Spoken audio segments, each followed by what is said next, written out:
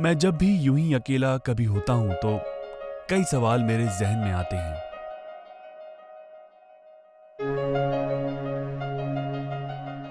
अपने लोग, अपने देश को यूं चलता हुआ देखकर कई बातें मुझे सोचने पर मजबूर करते हैं। क्यों आज आजादी के 64 साल पूरे होने के बाद भी हम खुलकर सांस नहीं ले पाते? क्यों हजारों लोग हर साल सड़क दुर्घटना में अपनी जान गंवा देते हैं? क्यों आज भी हमारी सड़कें, हमारी गलियां पूरी तरह से साफ सुथरी नहीं रहती? क्यों आज भी लोग अपने देश को अपना नहीं समझते? क्यों आज भी हमारा भारत विकासशील श्रेणी में खड़ा है?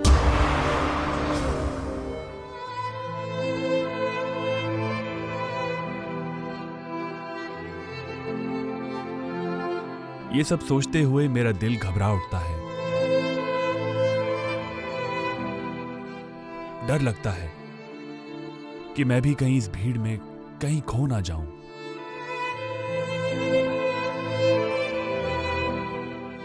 मैंने कोशिश की इन सभी सवालों के जवाब को ढूंढने की।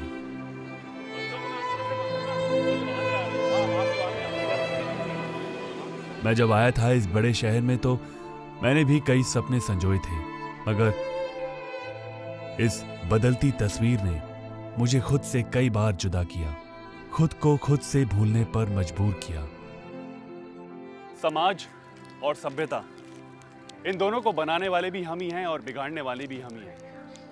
स्वतंत्रता के नाम पर अपनी जिम्मेदारियों को भूलकर जब हम लोग इस तरह की हरकतें करते हैं तो हम अपने समाज को भी शर्मसार करते हैं और साथ ही साथ आने वाले जो हमारे मेहमान हैं हमारे देश के अंदर, उनको भी एक गलत उदाहरण देते हैं हमारी सभ्यता का। क्यों ना कुछ ऐसा करें कि इस तरह की हरकतों को छोड़कर हम समाज के सामने ऐसा उदाहरण पेश करें कि हमारी सभ्यता संपूर्ण और स्वच्छ नजर आए। स्वतंत्रता का यही सही मायने होते हैं।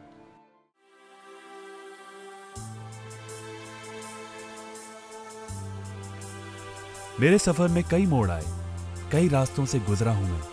मैंने देखा कि इंसान अब इंसान नहीं रहा। अपनी खुशियों के लिए दूसरों को मौत मुफ्त में देता रहा। भाई साहब, ये आप पब्लिक प्लेस में सिगरेट पी रहे हैं। यहाँ पब्लिक प्लेस में सिगरेट पीना अलाउ नहीं है। सिगरेट के धुएं से आपको एलर्जी है? जी हाँ भाई, बात ऐसी है कि मैं ना आज़ाद भारत का नागरिक हूँ और मेरी जहाँ मर्जी होगी ना मैं वहाँ सिगरेट पीऊँगा। If you have any problem then with me, then go from here, okay? And mind your business. देखा आपने, ये है हमारे आज़ाद देश की आज की पीढ़ी। 64 वर्ष हो चुके हैं भारत को आज़ाद हुए।